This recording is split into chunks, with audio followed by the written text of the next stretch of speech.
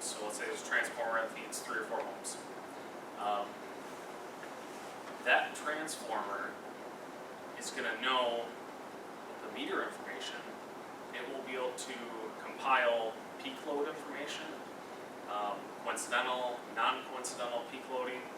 We can identify, do we have transformers that are extremely overloaded, 200% overloaded, transformers that are extremely underloaded, and be more proactive with what we're doing, how we're maintaining our system, if we should go out and replace transformers, upsize them, downsize them. Better, just be more efficient with how we're transforming electricity. In Esri, I mean, we don't need a Millsoft. We could do everything in Esri, but a lot of these bells and whistles that Casey's talking about with the connectivity or these other features, they're just not as user-friendly or they're not available. Yeah, not even. So Millsoft solution like layers on top of it. It's almost like, you know, Esri could be done, but you have to be really smart and technical. This is almost something that layers on it that makes this, it's like Apple, user-friendly. It's very easy to construct a line. Instead of getting all technical and having to do a lot of advanced coding with Esri, Millsoft is creating that ability for somebody like myself to do, instead of needing Casey. It sounds like Esri is basically the database and Millsoft is the analysis package for that data. Does that sound right? Yeah. It's all, you still need Esri, Yeah. no matter what. So the Millsoft has 2 parts, right? So there's the windmill, which I believe is the electric modeling, and then there's the windmill map, I guess, which gives you the visualization of the GIS, I guess, is that? They're one and the same. That's, yeah. So, because I thought windmill and windmill map are separate products, so. Or is windmill map just windmill plus a map? Yeah, windmill map is essentially one product. Okay. Yeah. Yep, it's all one piece of software. So you currently use windmill, but now you'd be basically switching all that over to windmill map, because it includes the model, but also has the mapping as well. Do you use Windmill or do you use Millsoft? Millsoft makes windmill. Yes. Windmill map. We don't have that internally. GRP does. Correct. Oh, okay. So if we have a disaster,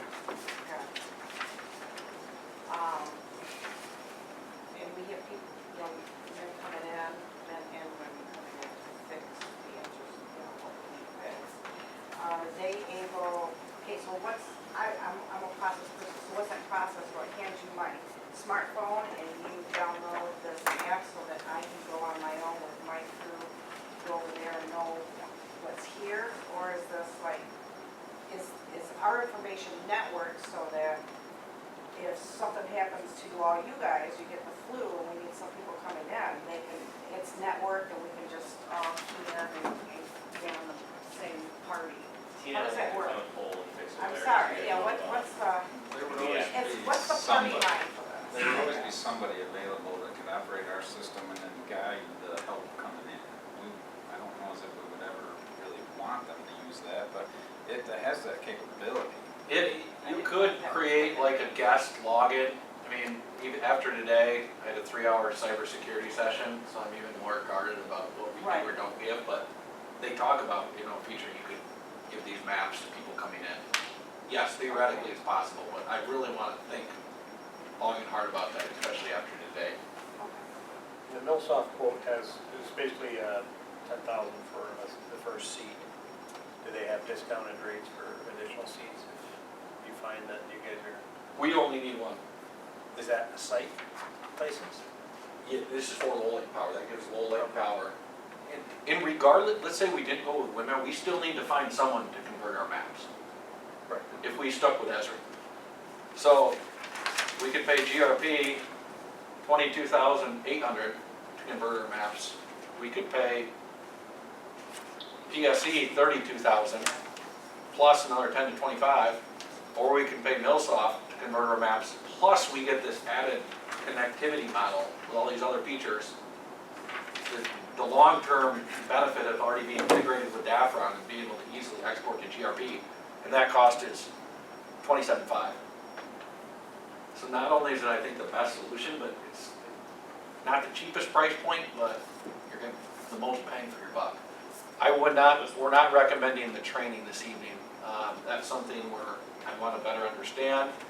And, No, because I've been looking at the, no, we don't want to adding do, up to No, we- 50,000. no, I'm not recommending any training tonight. That would be something later we can decide. And there's the potential, that Casey and I talked, can we go there? And this is like somebody coming here. Can we send somebody there? I know, like Esri, and I haven't asked Millsoft this, there's a lot of free YouTube videos or training. Oh, okay. So that part, we just want to get the maps converted, get this connectivity model going. I'd come back to the board when we needed to train if we want to go that route. So what would be the potential for training? What do you mean? Well, I just, I mean, they're giving us a quote for them to come here for 3 days, 15,000. I mean, to me, that's pretty steep. That seems, We could use it for a while and play around with it, and then we would decide just how much training we need. understand, but I guess before we make a commitment, I guess I'd like to have some idea in our budget of what we're gonna need in training. I mean, Yeah, I do not know. I think this would be a worst case scenario. this, require I'm not how much first you- training. What's that? They don't require us to. No, they don't require. We could play around with this for 10 weeks if we wanted to just try to figure it out. We could go take it to YouTube or consult with some other person. This is like the turnkey. They come in, you're fully prepared, but this is what it's gonna cost. I'm feeling that number would be like this is a keyboard, this is a mouse, and they start at that point, where perhaps we could figure more things out ourselves.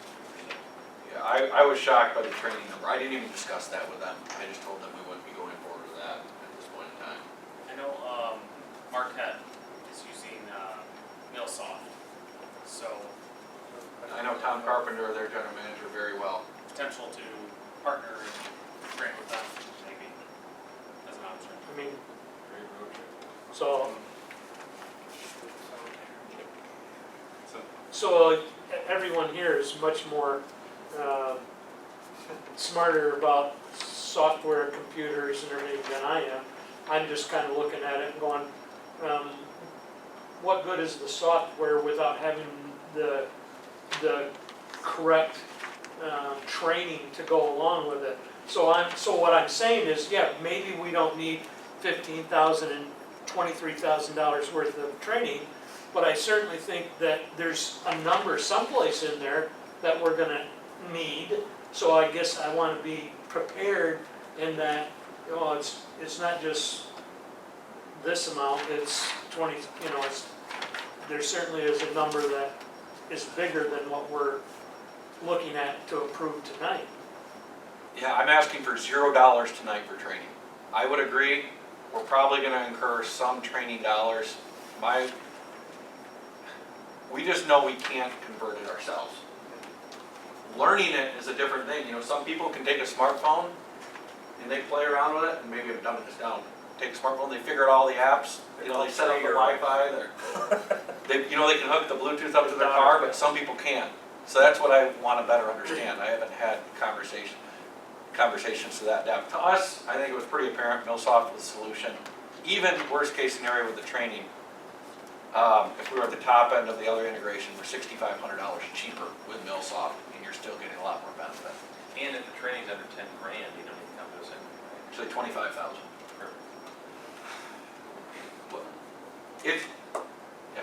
Training to me is a tough, you need to be trained, but sometimes you just gotta give it the old college try and see if you can do it yourself too. I think something like this, they're gonna, Casey might be able to just figure it out on his own. oh yeah. I'm gonna make an attempt. I mean, he's a smart guy, so is Megan. Ron? He's gone. He's not smart guy. You lost being smart. You know, we watched a really good demo with Millsoft. It was probably, I don't know, hour and a half demo. It didn't look like it would be that hard to kind of figure out the basics. Yeah.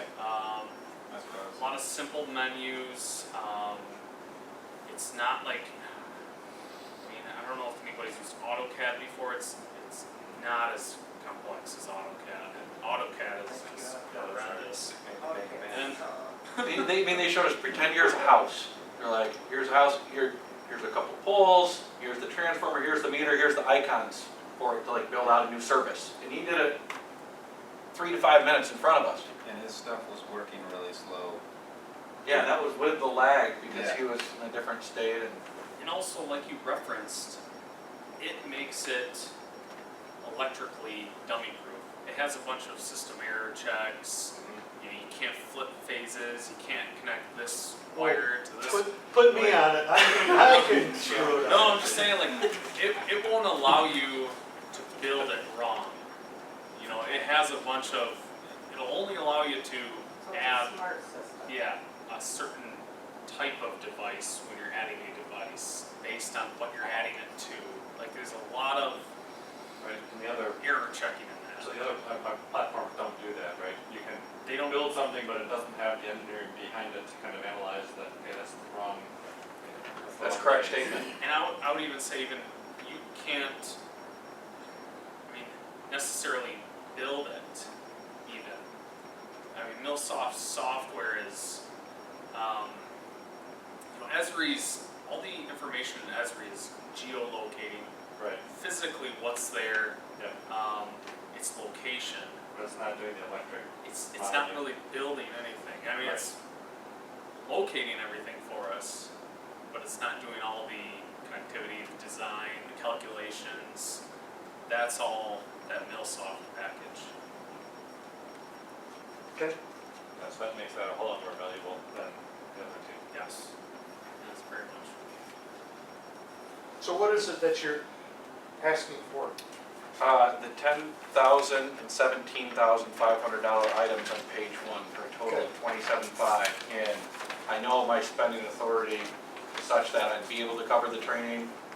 I would still keep the board informed, definitely run it by you ahead of time for what we're thinking if it comes to that point. But it was just so obvious to me that this was the solution. We want to get going. We have stuff. I know Ron's eager to get out in the field, start doing things before there's snow.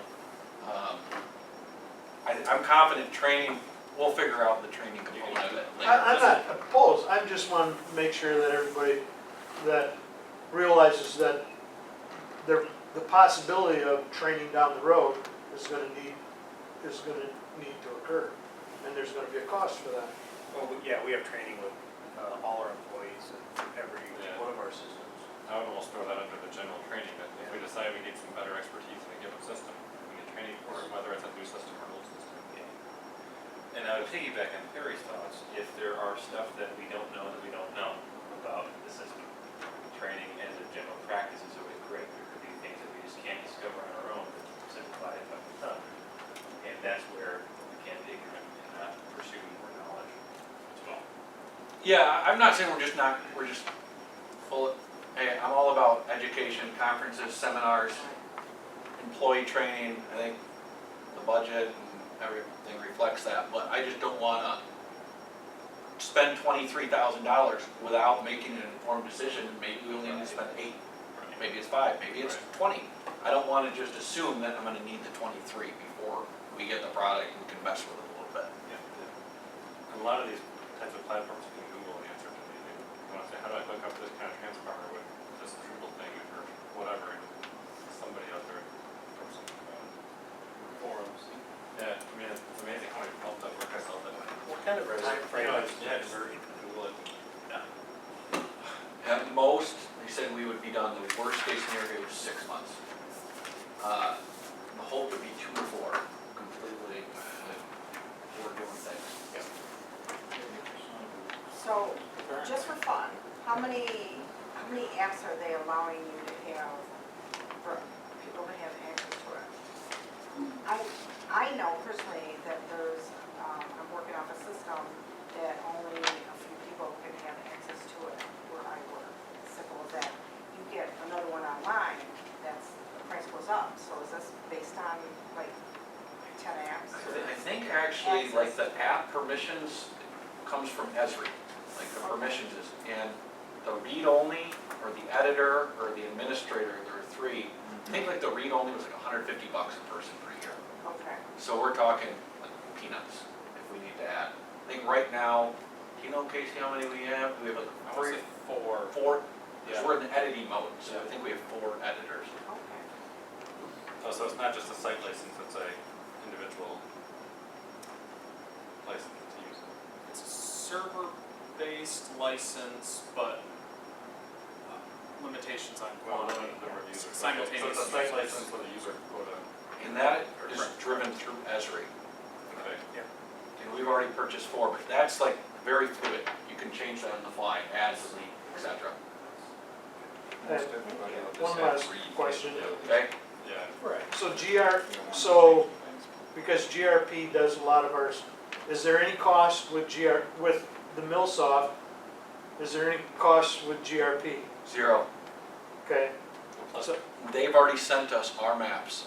okay, MillSoft does everything. And there's an extract button or an HTML where we can extract that file to a usable format for GRP's purposes.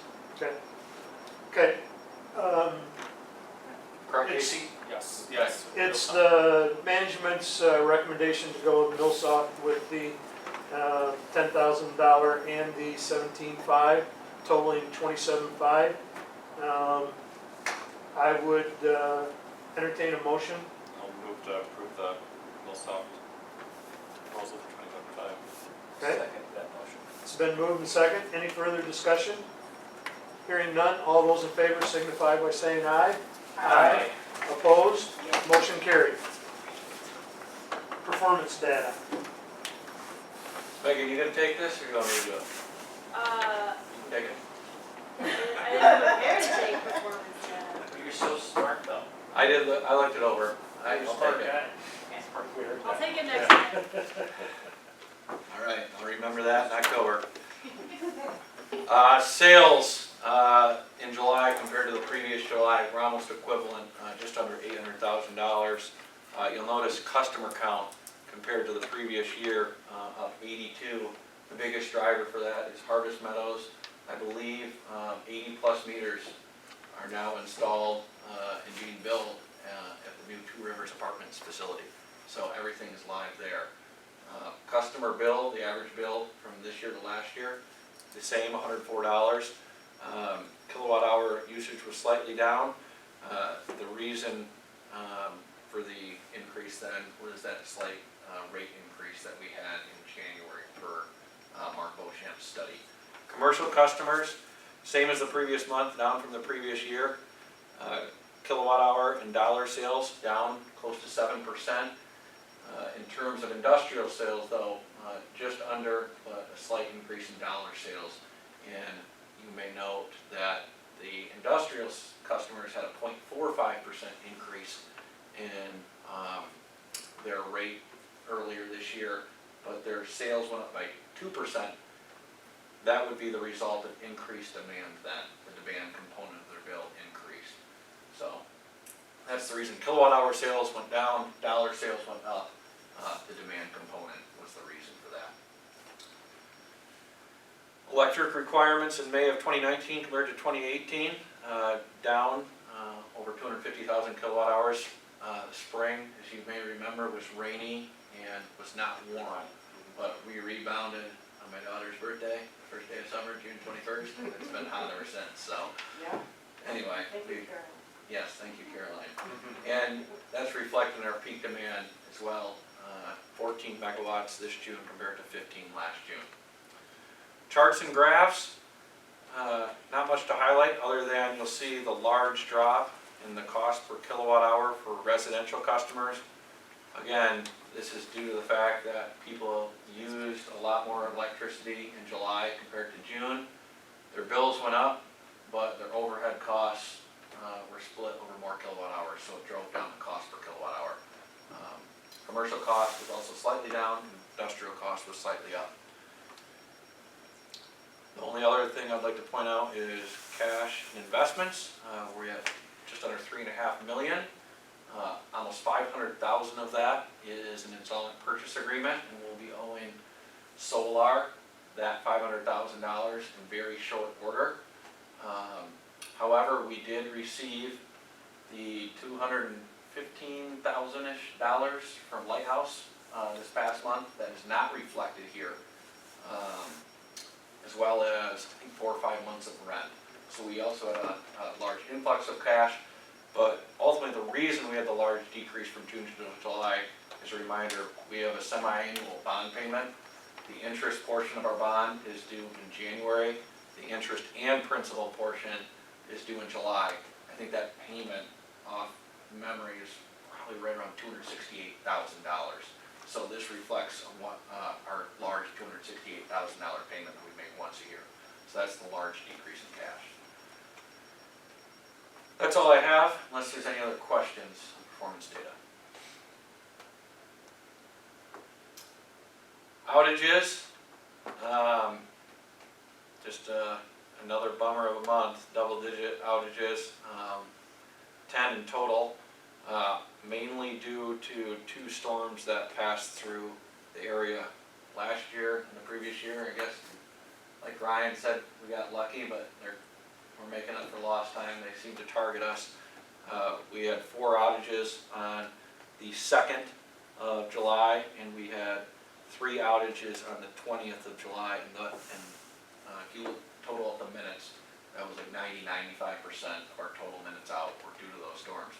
You will see though that our longest outage in those 2 storms, including the storm, I think Consumers Energy had 175,000 customers out, Detroit Edison had, I think, over 500,000 customers out. Our longest outage was 227 minutes for both of those storms in July. So just over 3.5 hours, that only affected 10 customers. So all in all, in spite of the storms, I am pleased with the distribution department and the resilience of the system to come out as good as we did. And I actually received an interesting email from a Lowell resident, but in Consumers Energy territory, asking if we were part of, is it the Great Lakes Energy Cooperative, Ryan, or? Great Lakes Mutual Assistance. Great Lakes Mutual Assistance, because he's been reading in the ledger how Lowlight Power, when there's been storms this year, have just, had service restored in a matter of, hours, and he's been out for 3 days multiple times, he alluded to this year.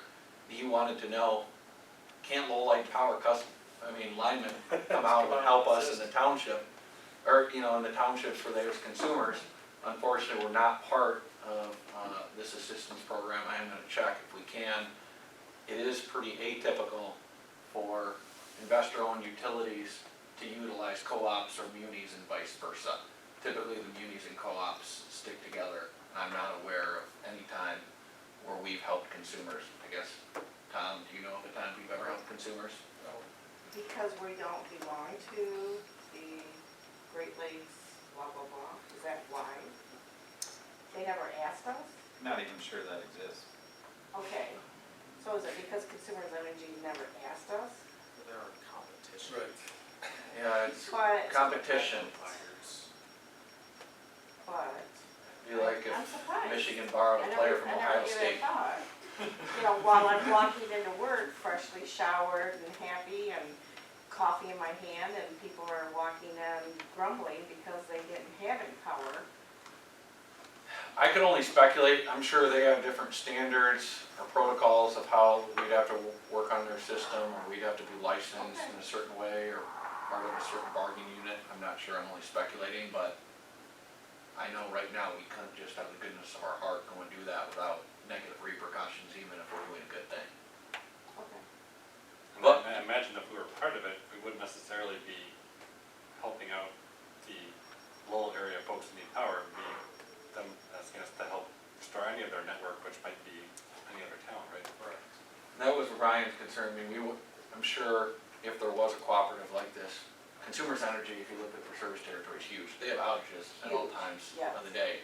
Yep. Being part of this group, would we be mandated to serve a certain amount of times or a certain length of time during the year in terms of total hours? Would we want to subject ourselves to that? Right. I'm not sure. anyway, the whole point was though, when things, it's always a double-edged sword, you never wanna have, customers without power. Our statistics don't look good at the end of the year, but it does highlight the value. So I always try to look for the silver lining, glass half full, and that's what I see when things like this happen, so. Just out of curiosity, because I was one of the ones that had the longer outage. By the way, it was not more than 2 hours and we were just fine. But, when there is a problem in those neighborhoods in that grid, do you have to just drive around and look for a problem, or can you tell where it started from? You can tell where, most of the guys on the crews know, I mean, if it covers these few houses, then it's either this transformer or this particular line fuse out there, and it's fairly quick and easy to determine what the main cause is and where it's off back to, the nearest protection device, whether it's a fuse or a transformer or whatever it is. It's pretty quick to diagnose it. Gotcha. Doesn't the smart meters help you do that too? Yes, or- oh yes. Okay, Yeah, as you're rolling into there, you're getting all these emails. The guys are fairly familiar with the system, so you can you already have a really good idea when you're on the way there because of the notification you're getting. One hiccup we've had though, and we're trying to address it, when we have like the ice storm in February, multiple outages, multiple locations, hundreds of meters going out, the system isn't able to keep up. So sometimes we're getting emails 2 hours later for an outage that happened. The timestamp may be right of when that meter lost power, but our emails are coming in hours later, and then we're restoring power, so the good emails don't necessarily come back quick enough. Or if you have 1,000 emails, you can't, oh yeah, such and such Heffron Street went out and yet went back on. Check on that one. You think you may have restored all the outages, but there could still be 1, 2, 3 outages out there. Again, going back to the GIS and then the OMS platform, it will show you what meters are still out. We won't have this problem. You get one alert per outage instead of 50 different emails. You can have them, all the meters grouped into one alert. So that, and then you don't have a problem, well, maybe there's a pole barn off or a business that was just closed for the weekend that you thought you had restored everyone's power because everybody stopped calling, you didn't analyze all 1,000 emails, but your outage management system would still show an outage. Does that make sense? yeah. Also, we don't have a way of knowing that there's a current outage, we just know that something lost power. You just get an email saying, hey, this lost power, and then, hey, it came back. We don't have anything where we could call up and say, hey, show us whatever's out right now. We do have our Yukon platform, but even that was delayed when this took place. I remember I was here, was it Gail, or was it you, Megan? But there were a number, like I kept updating this report, but it was just such an influx of information, and we're trying to address that bottleneck. Okay. But yeah, I mean, that was even delayed, and we were calling those customers and said, we want to double check, because our system shows you may be out, oh, we're back on. So even that, I mean, you do a good thing, but there's always these loopholes that you didn't anticipate. And you know, Burroughs is one of the last ones to get contacted by We have really shot ourselves in the foot. consumers I get it. energy. Yeah. That's why I've asked Casey to get me a turbine generator. It's good here, Lowell, it's good in Tina Town. 3.7 megawatts, Dave? Your power's Need it. there, So so, the, definitely. I had a couple of questions on these, like the one that said like no call till next morning, so we had no way of knowing that was out until someone called. I didn't talk with Ryan about this, do you know what happened there? 445 is dependable propane. It only knocked one phase out of service, which is a three-phase secondary service going to that business, so it didn't take the meter completely out of power, so we had no idea that it was off until they get there, and then, oh, our stuff's not all working, then they call. And actually, this happened at Fifth Third Bank. Recently, Ryan and I were driving around, and so I happened, the Fifth Third Bank lost one of the 3 phases, so we never received an outage email. Our system actually, if you go into Yukon, type in the meter number, it will show that there's no voltage to one of the phases. So Megan and I talked 2 weeks ago about a report that we can have generated for many things, and there's so much more of the system that we need to utilize. Voltage, loss of a phase that can run automatically every day, potentially, we Do we wanna have it programmed to go to a specific folder? And if there's no event, it'll just be a blank report with nothing on it. Yeah. But just put it into someone's job procedure, or daily or weekly task. Every morning, you just look at this report and see if there's any alerts or problems. And that's something we need to get better at, but it's trying to digest all of these tools and features. Yeah, that was my question, because I thought, well, if there was something outage, we should have known about it, but I guess it was just a phase. So I guess you guys already thought that.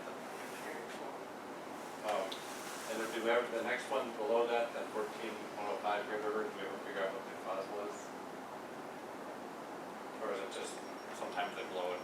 Sometimes it just happens. Shrink down crossfades, whatever. The wind blows the tree a lot more than it normally would because of the rain, the angle of the wind, and it could have been a bird, who knows. It's a temporary thing that Yeah. comes back and you would know. Fuse sometimes just goes bad too, they corrode and they just fail. I mean, we've had that a couple times. Couple porcelain, fuse holes. Yep. How'd that raccoon do, Ryan? He didn't survive very well. Was he good? No, he passed away unfortunately. So what does it mean, possible? Chicken. What does it mean, Possible like, pole the struck by a possible vehicle? pole struck by vehicle? Somebody hit and run? Well, yeah. I'm not positive that that's not what happened because there was a phone pedestal that was wiped right out by a sidewalk. There was an individual that said he got hit by a car that same day, and then there was an outage. But it all happened down in front of Kaiser's, which is 700 East Main. And So that's what the guy said they I got think, hit, but unfortunately, people are directionally challenged. But I'm thinking it all tied into the same rescue call that we ran with the incident here, so. there was absolutely nothing wrong out there other than the phone pedestal was clearly mowed down. And it was near a pole and a guy wire, and maybe the car hit that stuff too and shook it, but that kept going. I don't really know, but it caused an outage. We were told the guy was hit by a car. This was by the victim, that he had been hit by a car and hit a power pole. The car did that. That's what makes us think that. It kind of all played in. But rather than try to make things up, and, I mean, we try to be as transparent as possible on these things when we do them. You know, and then if there's questions, and then it gives them an opportunity to explain, so. Yeah, so I guess that makes sense, possible. Yeah, right on camera, man. The camera can't see me. They only see the back of my bald spot. That's the other thing I noticed, is that July 21st was a long morning for somebody. Because I saw the one outage, two of them started at 2 AM and then another one at 4 right when you finished up the other. Yeah, the nights get long for the crew, for sure. Sometimes, yes. Yeah. I think I mentioned it later in my manager's report. When those outages did occur, we restored them so quickly, we actually were able to send a team of 3 people to Lansing for just over a day. I think they worked a 16-hour day on a Sunday, and they were there 3 hours and came home Monday morning after the debrief, so. Little team. Okay, let's move on, we got closed session yet. All right. Income statement, first month of the fiscal year, very close to our trending. Sales were within $300, just over 806,000 when you add the service revenue and the miscellaneous revenue. Operating expenses were $6,000 over budget, but within 1%, and operating income, a healthy amount of $159,000, drove us down to net income of $132,000 with a budget of $135,000. So great first month of the fiscal year. Any questions about other items on the income statement? Moving down to capital projects, we'll look at the second page. You'll notice that we have $231,000 remaining 1 month into the year, and the reason for that is the pending board approved purchases column. $932,000 has been approved for Severance Electric, for the dock addition project. Materials, I think we have $160,000-ish worth of materials for circuit 204 for the medium voltage cable that has not came in yet, nor have we paid for. And then the directional blowers that Severance has performed, the Township Park and Jackson Street Bridge haven't been paid. And then obviously installment purchase agreement money. So a lot of the projects we've done our homework for many, many months, and now it's just Ryan and his staff working. I think Ryan and I talked that he could be busy till like next June if we don't approve anything else. So we're pretty busy, but we do have $231,000 remaining, and a portion of that 932 is for the dock addition phase 2 that we expect to primarily happen next fiscal year. So although that 932 takes away from our total remaining balance, if you'd like me to, I can subtract what I think won't happen until fiscal year 2021. So it'll show a greater amount remaining, and that amount can be budgeted for in fiscal year 2021. Does that make sense?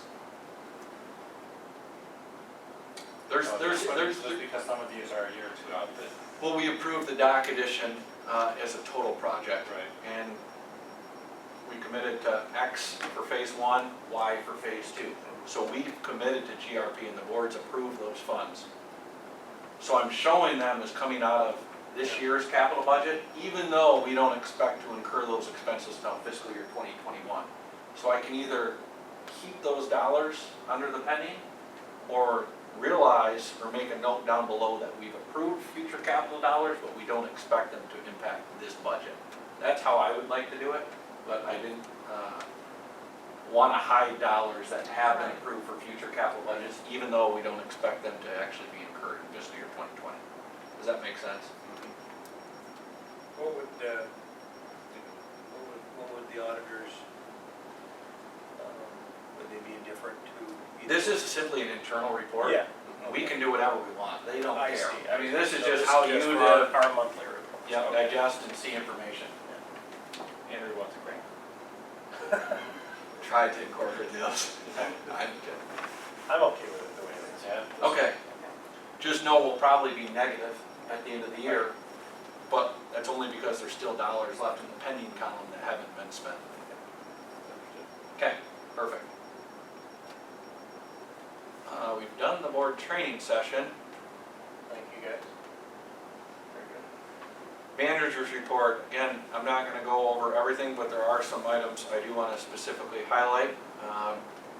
Wanna thank the board for allowing me to go to the Michigan Energy Providers Conference.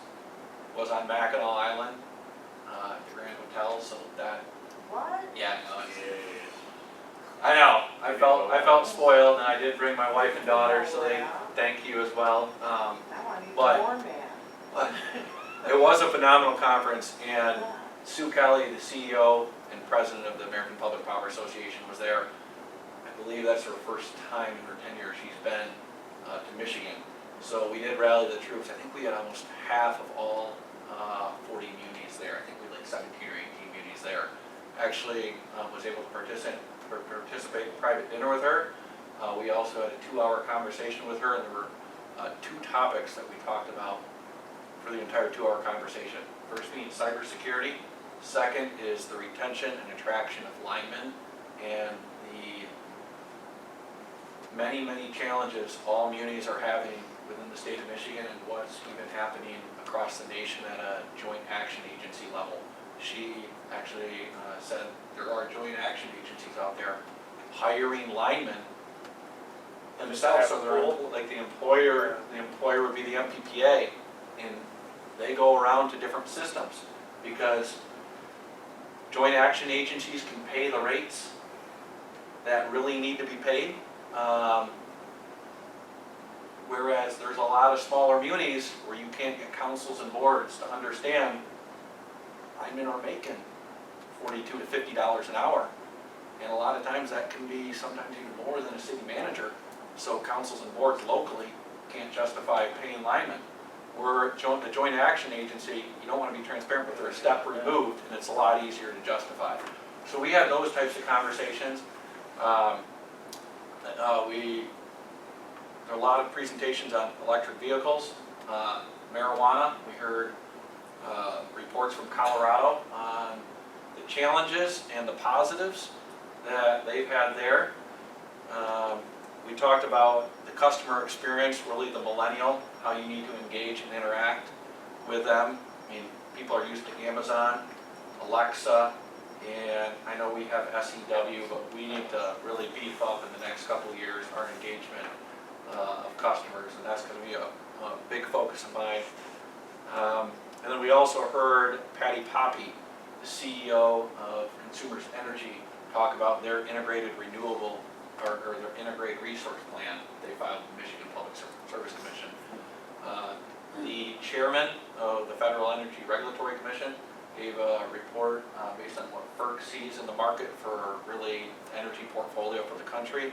And the Michigan Public Service Commission was there, and they talked about a lot of IOU type of events and rulings that they've had. And it's amazing how many special interest groups are intervening in Consumers and Detroit Edison's integrated resource plan, especially like the Blue Water plant that Detroit Edison's trying to build the natural gas plant, how no one wants them to build it, and the challenges of that. So it was a great conference. I appreciate the board allowing me to attend. MPPA, we had our monthly board meeting today in Holland at the new Holland Energy Park. I guess it's not real new anymore. Pretty typical board meeting, nothing of note. There were some things that was discussed in closed session related to our Tuscola wind project and new solar opportunities that I'll be able to discuss here hopefully in the next couple months. And then that meeting was followed by a 3-hour seminar that was about cybersecurity. The MMEA, Katie Abraham, brought in the American Public Power Association, Nathan Mitchell, Senior Director for Cybersecurity in Washington, D.C., and we talked everything cybersecurity for 3 hours. And what the APPA has done, they developed a scorecard for all utilities.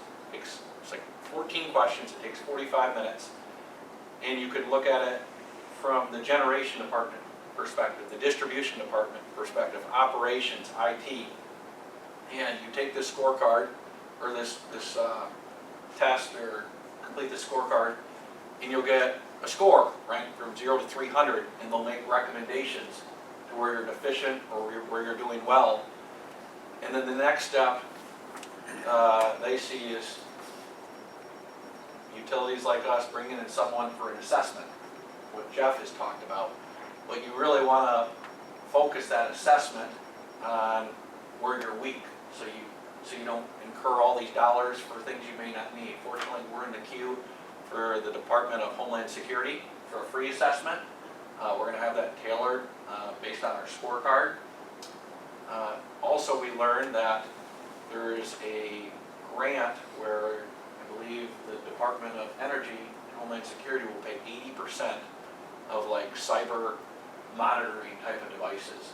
So Core HiCom, Steve specifically from Core HiCom joined me at the conference today, took away a ton from it. He's going to incorporate this in the business continuity and disaster response plan, and also get us some equipment that he believes could get approved for grants, and we'd have to pay 20 cents on the dollar for something like this. So it was a great meeting. A lot's going on with cybersecurity, but I really think the board and staff is far ahead of many other munis trying to tackle this. So that's what happened today. Jumping down to the next section, I want to highlight the river bore at the Township Park is complete. We met our deadline for paving. Unfortunately, the company that was supposed to pave went on strike. So we did meet the deadline that Jerry and I agreed to days in advance, but the company struck. But Reith Riley, Reith Riley. yes, but they're back off. what do you mean They're off strike now? They're off. They It's started on the back up news. today. It's on the news That's last great. night. Well, Was it? Okay, great. but that's why it hasn't paved yet, if anybody's wondering. Yeah, we were wondering. Wasn't it? It was in the news this morning, I saw it this morning. I was in meetings all day, guys. But yeah. Okay. Sorry, old news. Thank you for the new news. Hopefully they pave soon, because I know Jerry really wanted to get that done for Community Day, Pink Arrow Day. The second river bore, I talked about a hiccup that we had. I think it was 2 Thursdays ago. Julie was coming home from the concert series, and sent me a text and said there's mud and water coming out of Jackson Street. Severance Electric's out there. Put two and two together, I'm sure Severance did something. Friday morning, drove by, didn't notice anything. That Monday though, Chief Bucala called me and said, hey, can you meet me out at Jackson Street Bridge? There's some cracks in the road, there's some cold patch that's put on right at the center line. Ryan and I went out there, and sure enough, I mean, I didn't really think much of it when I drove by. They didn't have the cold patch on Friday morning, but sure enough, I believe it's called a frack out. Oh, Severance was 17, 18 feet beneath the road, and there's just a frack out, so material, I don't even know how to describe it, right? well, they use like some pressure, right, to, They use as water they drip pressure water and a pressure, slippery because that's where that substance. mud comes out. Yep, and given the bank, or the ramp to the bridge is probably mostly sand from when they built that a long time ago, so it's somewhat loose material, and No, so it just probably get right through. it just had a way to get through, and it did. So we had a frack out. What kind of way? The water pressure Hydro, that they use to pull the pipes back, they squirt a mud substance called bentonite out as they pull the pipes back with a reamer head, and it's under a fairly good amount of pressure. And it's putting a lot of water down there. I mean, they were up at 90 gallons per minute. Wow. Of water going in there, and it finds a way to get where it needs to go. And if the ground is good, it stays in there and just goes out each end of the bore. But if there's loose material, unfortunately this happens. It fracks out. Yep. Is that on the north side or the south side of the bridge? North. Yep. Yeah, that is built up pretty well too, it's all swamped. Mhm. So in our conversation, and I mean, it's embarrassing to say, Chief Bucala says, yeah, this is a county road. We didn't realize, but Ryan and I both didn't realize north of the bridge, and actually all Jackson Street's a county road and Grand River is. Called Michael, told him what happened. Our engineers, and they're very by the book, Casey can speak to it, did not apply for a permit to do what we did with the county. And at the last minute, because of the property on the east side, we switched the bore from going all on the east side to going diagonal underneath the road to the west side, and the county does not like bores that run at an angle, they like perpendicular bores. Fortunately, reached out to the county that Monday, talked to Wayne Harrell, head of engineering and permits, was transparent, apologized, and were able to apply and receive permits at no fee or penalty. They appreciated us contacting them, and the new DPW director, Ryan, and I, Severance, GRP, and the road commission met this past Monday, talked through the situation, and Severance is gonna take care of the repairs at their cost. And really what I was very concerned about, you know, we weren't in the right, but fortunately people had grace, and we're gonna fix it, make sure no taxpayer dollars are used to fix it, and we're gonna receive the proper approvals, and we now have the Kent County map saved to our share drive. And well, obviously, I mean, I didn't realize even G Drive, for example, County road. county road, there's a lot more in this town than we anticipated, but just wanted the board to be aware of what I called a hiccup. Fortunately, everything looks like it's gonna be okay, Severance will fix it, but just didn't want somebody to hear something and wonder what happened. But I feel terrible about it, I know Michael does, just didn't know, but we're better off from it, going forward, so just wanted to address that. Okay. This is in here. TNR has identified the problem with a 1500 kVA step-down transformer that we took out of service. In summary, it cost $6,850, including the testing, to fix. This is like a $50-ish thousand transformer, and based on the board discussion that we had months ago, I think it was by far the consensus, we want a spare transformer in the 1500 kVA step-down size on site until we don't, you know, have 4160 in our system. So we have given TNR authorization to move forward with this repair. And is that gonna be back as soon as next week, Brian? Possibly, yes. It won't be like a 10 to 12 week type of thing though, so we're in fairly short order gonna have that transformer back. In case you overlooked it, just wanted to highlight, that's what happened there. We have just the one in our system currently. There's few of them on the system. Okay. Yeah, we do not have a spare 1500, I I think know we we have have 1000 spare. where we could be overloaded, but we don't have a 1500. Casey and Tom, because I have you here, do you want to give an update about just really the big project in the next couple of months, the solar control panel upgrade? Even if it's not written here, just what you've been doing the last week and where we stand. Yeah, so, in the last month, we got a lot of, additional information from Solar as far as drawings, P&ID drawings, electrical drawings, new sensors, new devices, modification of existing devices. So we went through those, reviewed them, constantly going back and forth with them, just question and answers, trying to clarify things, make sure we understand the exact scope and mounting location of things, and probably the biggest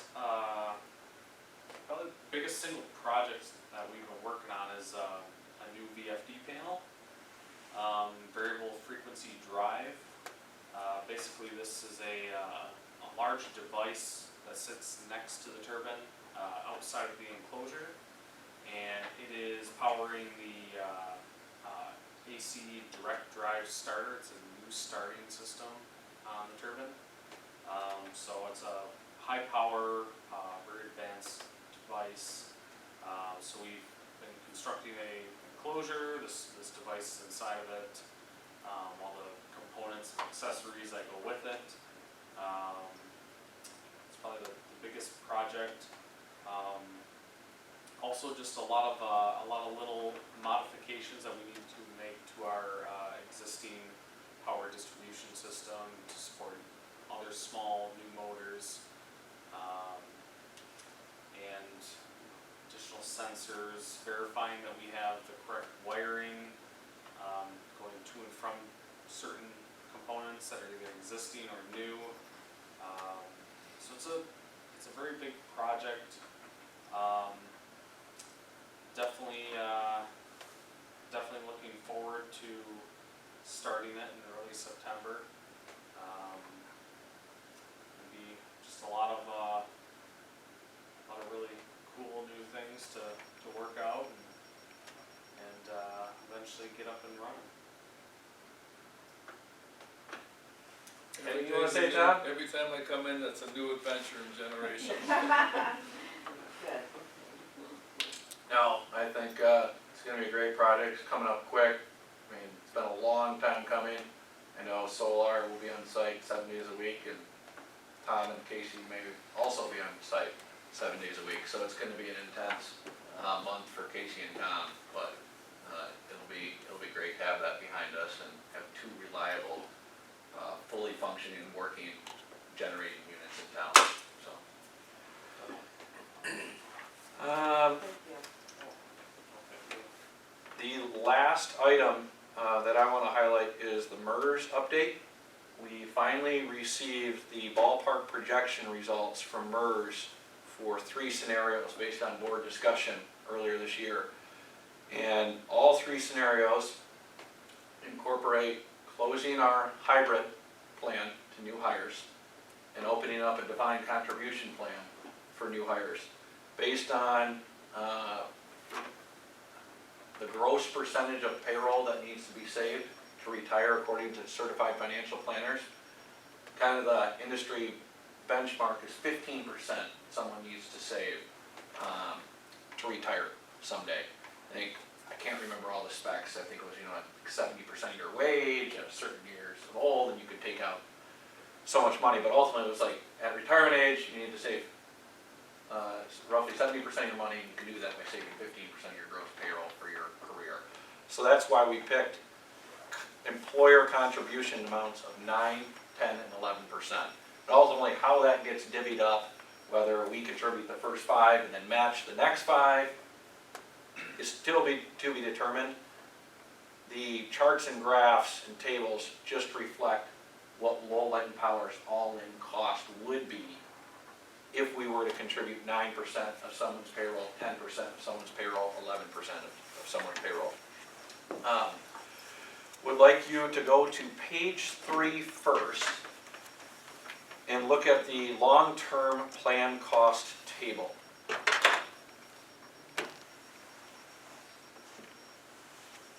So right now, you'll see baseline, that's what we currently have. For the defined benefit plan, Division 01, the total normal cost, they say to fund the plan, it should cost 12.07% of payroll. And that's funded by 6% employee contribution, 6.07 employer contribution. And they're comparing that to, on the right, option 1, 2, or 3, we could pay either 9, 10, or 11%.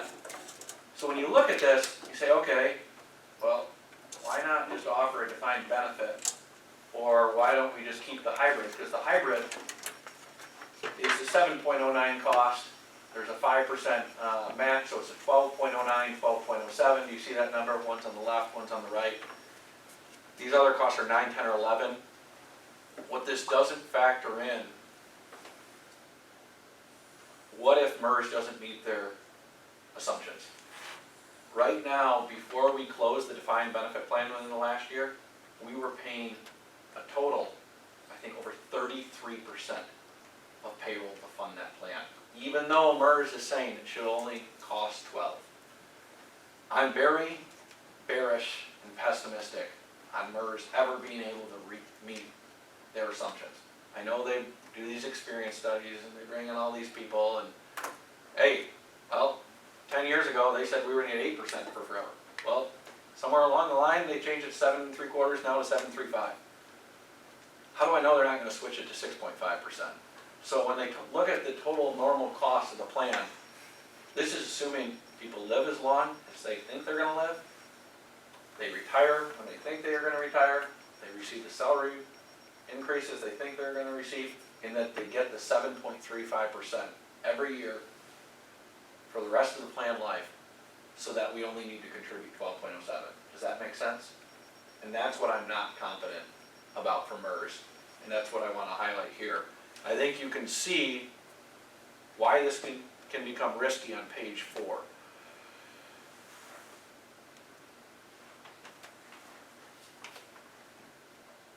Keep going down, right there. So on the left, we have the baseline. In 2018, our total actuarial accrued liability is $5.56 million. This is how much money we're going to owe in retirement benefits to employees. If we switch to option 1, 2, or 3, in 2018, this is using our latest valuation, we still owe our current employees, we're in our same plan, so our total accrued liability stays the same.